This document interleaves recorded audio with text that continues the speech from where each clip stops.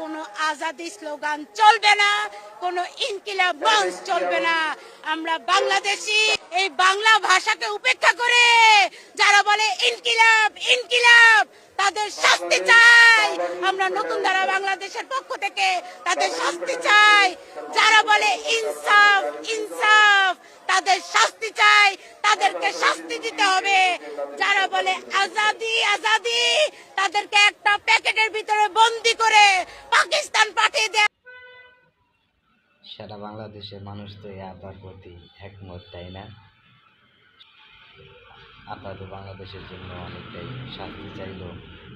যারা বলে ইনকিলাব ইনকিলাব, গোলামি না আজাদি, তাদের জন্য শাস্তি কোনো চাইল। আজাদি স্লোগান চলবে না, কোনো ইনকিলাব মঞ্চ চলবে না।